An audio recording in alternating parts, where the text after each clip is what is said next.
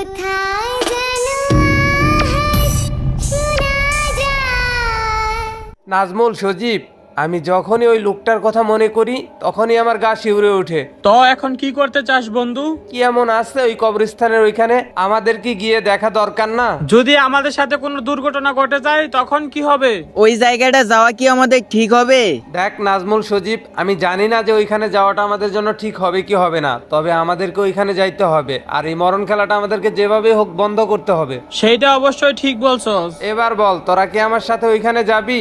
আর যদি তোরা ভয় পাস সমস্যা নাই, আমি একাই ওইখানে যাব। হ্যাঁ বন্ধু, আমি তোর সাথে যাব। তোরা দুইজন যাবি আর আমি কি একা বসে থাকবো? আমিও তোদের সাথে যাব। তাহলে চল, দেরি না করে এখনই রওনা করি। ঠিক আছে বন্ধু, তাহলে চল। আজকের আকাশটা একদমই পরিষ্কার, একদম দিনের মতোই বোঝা যাইতেছে। হ্যাঁ নাজমুল, আজকে জ্যোৎস্না রাত, সবকিছু একদম পরিষ্কার দেখা যাইতেছে। আরে এটা তো সেই কবরস্থানটা। এই সজীব, সামনে গাড়িটা ব্রেক কর তো। আচ্ছা ঠিক আছে। নাজমুল, গাড়িটা ব্রেক কর। এটাই কি সেই জায়গা? আমার কাছে তো মনে হইতেছে এই কবরস্থানটাই হবে। আচ্ছা, গাড়ি থেকে নাম তো। আমার কাছে তো মনে হইতাছে এটাই সেই কবরস্থান। ওই দিন যে লোকটা বলছিল, আমার মনে হয় এটাই সেই জায়গাটাই। তাহলে কি করতে চাস তোরা এখন? আমাদের এখন একটাই কাজ করতে হবে, এই কবরস্থানের ভেতরে প্রবেশ করতে হবে আর গিয়ে সেই কবরটাই খুঁজে বের করতে হবে যেখানে এত কিছু ঘটে গেছিল। তাই করি, চল। আচ্ছা ঠিক আছে, ওইখানে যাব, কিন্তু একটু সাবধানে দেখে শুনে চল তাহলে।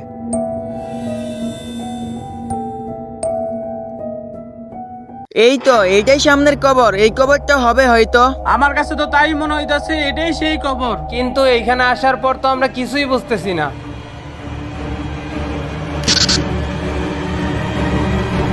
আমরা মনে হয় ভুল জায়গায় চলে আসছি। আমরা ভুল জায়গায় চলে আসবো কেন? আমি একদম শিওর এই লোকটা এই কবরস্থানের কথাই বলতেছিল। কিন্তু আমরা এখানে আসার পরে তো কোনো কিছুই দেখতে পাইতেছি না, না কোনো ভয়ানক আত্মা, না কোনো অশুভ শক্তি। তাহলে কি ওই লোকটা আমাদেরকে মিথ্যা কথা বললো? আমার কাছে তো মনে হইতেছে লোকটা আমাদের সাথে মিথ্যা কথাই বলছে। তাহলে যে ওই দিন লোকটা আমাদের সামনে থেকে হঠাৎ করে গায়েব হয়ে গেল।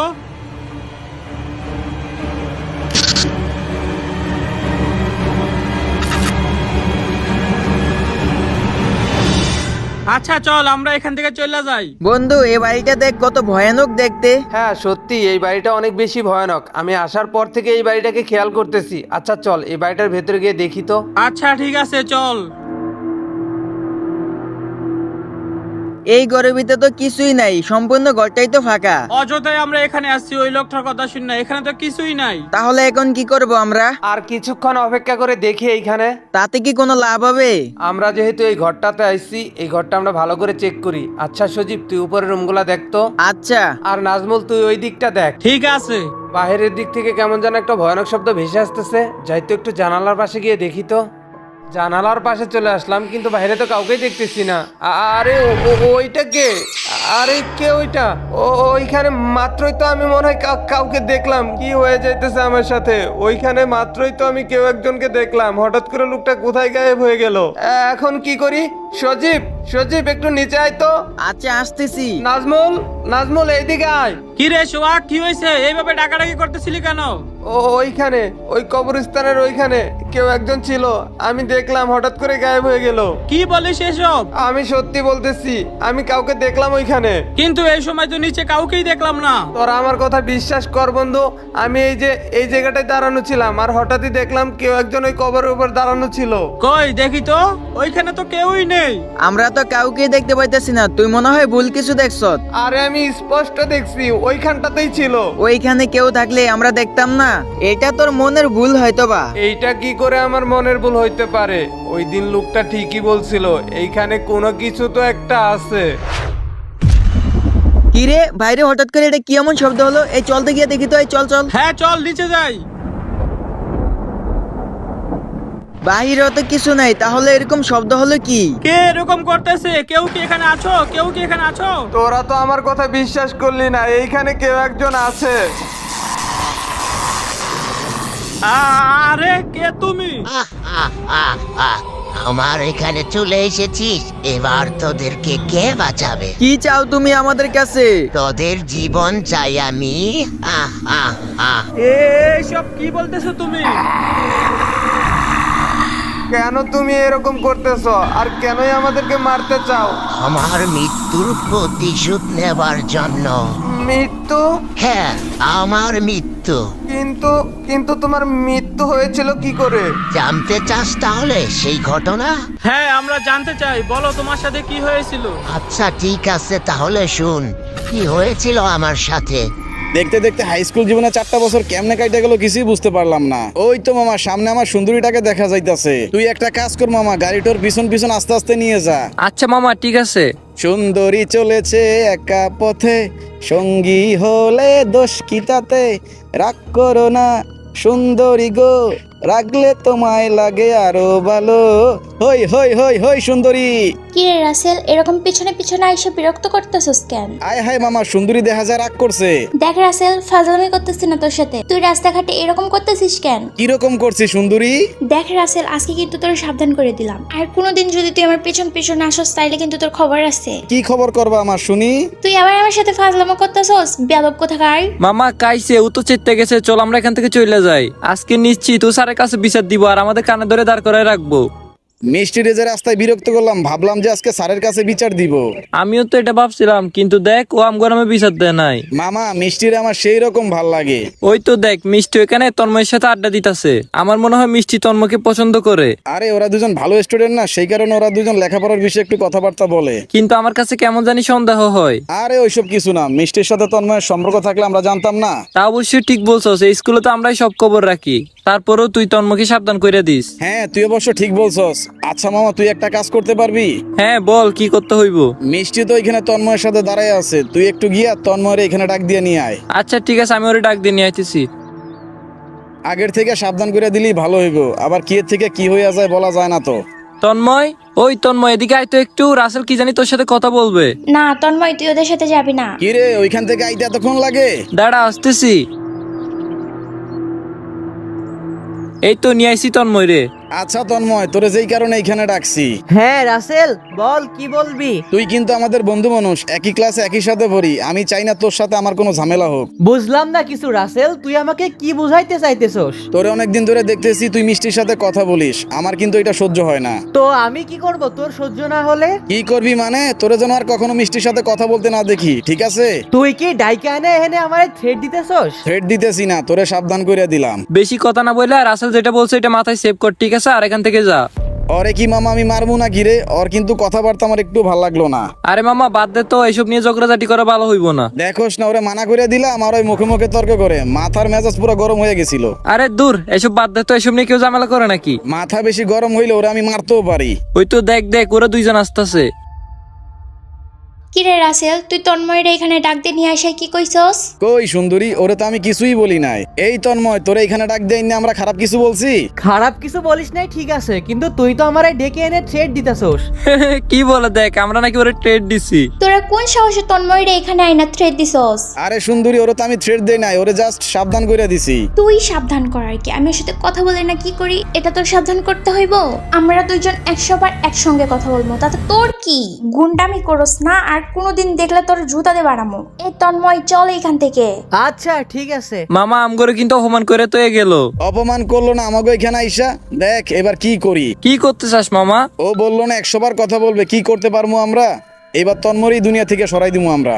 এইখানে তো আমরা দুইজন আসলাম, আজকে কি তন্ময় গেছে প্রাইভেট পড়তে? অবশ্যই গেছে, ও প্রতিদিন এদিক দিয়ে প্রাইভেট পড়তে যায়, ও প্রাইভেট মিস করে না। এদিকে আয় মামা, ওয়ালের পিছনে দাঁড়ায় থাকি আর কিছুক্ষণ ওয়েট করে দেখি ও আসে কিনা। ওই তো তন্ময়ের বাইকে শব্দ শোনা যাইতেছে। আমি শিউর তন্ময় আইতেছে, ওরা আটকাতে হইব, চল তাড়াতাড়ি বের হো। আচ্ছা মামা ঠিক আছে।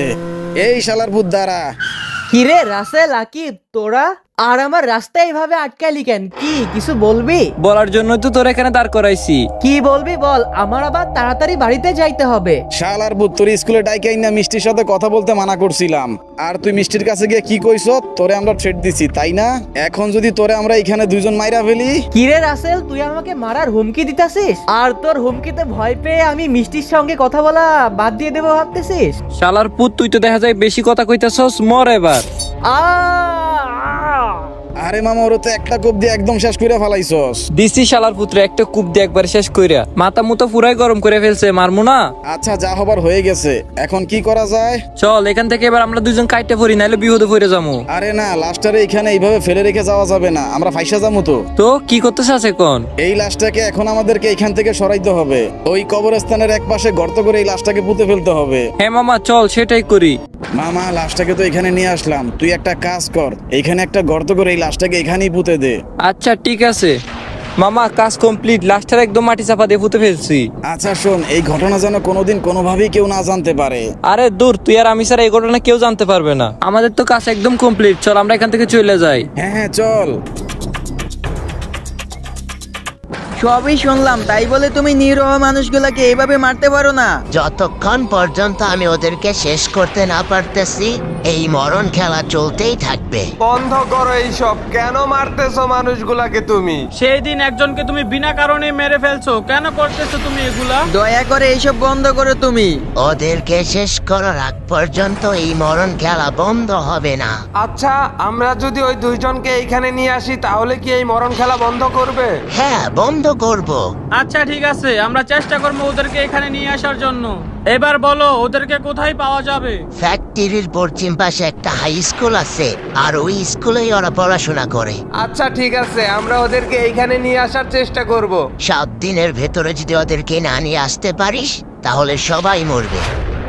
আরে আত্মাটা তো এইখান থেকে গায়েব হয়ে গেল। হ্যাঁ বন্ধু, সেটাই তো দেখতে পারলাম। তাহলে বন্ধু এখন কি করব আমরা? আমাদেরকে যেই করে হোক ওদের দুজনকে এখানে নিয়ে আসতে হবে। ওই আত্মাটা তো বললো যদি 1 সপ্তাহের ভিতরে না নিয়ে আসতে পারি, ওই নাকি আবারও মানুষকে মারা শুরু করবে। কাল সকাল বেলায় যাব সেই হাই স্কুলে। আচ্ছা ছোট ভাইরা, তোমাদের স্কুলে কি আকিব আর রাসেল নামে কোনো স্টুডেন্ট পড়ে? হ্যাঁ পরে, ওই তো ওইখানে যে দুজন দাঁড়িয়েছে ওই দুজনই। তোমাদেরকে ধন্যবাদ। এই চল তো। তাহলে তোমরাই সেই দুইজন যাদের কারণে কতগুলা মানুষের প্রাণ হারিয়েছে? মানে কে কে কে আপনারা, আর কি বলতেছেন এইসব? আমাদের কাছে লুকানোর চেষ্টা করে কোনো লাভ নেই। তোমরা যে কাজটা করেছো এটা মোটেও ঠিক করো নাই। কি বলতেছেন আপনারা এসব, বুঝলাম না। এখন কিছুই বুঝতেছো না তাই না? তোমাদের সাথে তন্ময় নামের যে একটা ছেলে পড়তো তাকে তোমরা মেরে ফেলছো, এইসব কি মিথ্যা? চুপ করে আছো কেন বলো, এইসব কি মিথ্যা? হ্যাঁ, এইসব তো সত্যি, কিন্তু আপনারা কিভাবে জানলেন এইসব? আমরা কি করে জানলাম এইসব? সবই জানতে পারবে। তোমরা দুইজন আমাদের সাথে চলো, যেইখানে তোমরা তন্ময়কে মেরে পুঁতে রাখছিলে। না না, আমরা যেতে পারবো না। কেন তোমরা যেতে পারবে না? তোমরা কি চাও তোমাদের কারণে শত শত মানুষ তাদের প্রাণ হারাক? তোমাদের কারণে ওই আত্মাটা কত নিরীহ মানুষের জীবন নিয়ে নিচ্ছে। তোমরা দুইজন আমাদের সাথে চলো, তাহলে ওই আত্মাটা কাউকেই ছাড়বে না। আচ্ছা ঠিক আছে, আমরা যাব। তাহলে চলো, এইখানে সময় নষ্ট না করে এখনই রওনা করি।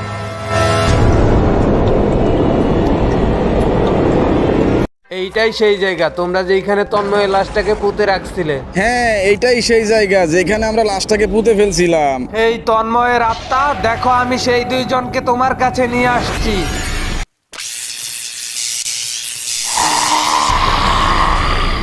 ও ও, হা, হা, হা, হা। এতদিন তোদের অপেক্ষাই করতেছিলাম। এবার তোদেরকে আমার হাত থেকে কে বাঁচাবে? আমরা অনেক বড় ভুল করে ফেলছি, তুই আমাদেরকে মাফ করে দে বন্ধু। আমরা আমাদের ভুল বুঝতে পারছি, আমাদেরকে মাফ করে দে বন্ধু, আমরা বুঝতে পারি না একটা মেয়ের জন্য তোরা এভাবে মার, আমাদের ঠিক হয় নাই। তোদেরকে ক্ষমা করে দেব এটা ভাবলি কি করে? কি অপরাধ ছিল তোরা আমাকে মেরে ফেললি? তোর কাছে আমরা হাত জোর করে প্রাণ ভিক্ষা চাইতেছি, আমাদের ক্ষমা করে দে বন্ধু। আমরা জানি আমরা তোর সাথে যে কাজটা করছি এটা কখনো ক্ষমার যোগ্য না। তুমি ওদেরকে মাফ করে দাও, ওরা তো ওদের ভুলটা বুঝতে পারছে।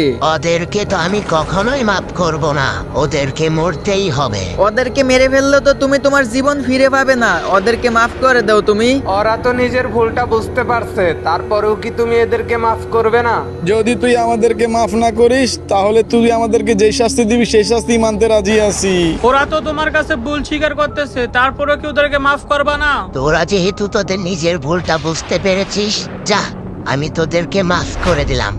দেখো আত্মাটা কিন্তু চলে গেছে, আর এই আত্মাটা তোমাদেরকে মাফ করে দিছে। হ্যাঁ তাই তো, আত্মাটা তো চলে গেছে। রাগের মাথায় এই কাজটা করা আমাদের একদমই উচিত হয় নাই। আমরা আসলেও বুঝতে পারিনি একটা মেয়ের জন্য একটা ছেলেকে অযথাই মেরে ফেললাম। ভাই তোমরা আমাদেরকে বাঁচালে, তোমাদেরকে যে কি বলে ধন্যবাদ দিব। আমাদেরকে ধন্যবাদ দেওয়ার কিছু নাই, তোমরা যে নিজেদের ভুলটা বুঝতে পারছো এইটাই অনেক কিছু। আর এই আত্মাটা এতদিন তোমাদের অপেক্ষাই করতেছিল। আসসালামু আলাইকুম ভাই ব্রাদার, আজকের এই ভিডিওটা তোমাদের কাছে কেমন লাগছে ফটাফট কমেন্ট বক্সে কমেন্ট করে জানাই ফেলো। আর এই ভিডিওর প্রথম পার্টটা যারা এখনো দেখো নাই আমার চ্যানেলে ঢুকে কষ্ট করে প্রথম পার্টটা দেখে নাও। আর যারা এখনো ভিডিওতে একটা লাইক করো নাই লাইক করে দাও। আর চ্যানেল যারা নতুন আছে চ্যানেলটাকে সাবস্ক্রাইব করে বেল আইকনটা বাজিয়ে রাখবা যেন পরবর্তী ভিডিও ছাড়ার সাথে সাথে তোমাদের কাছে নোটিফিকেশন চলে যায়। তো সবাই ভালো থাকো, আল্লাহ হাফেজ।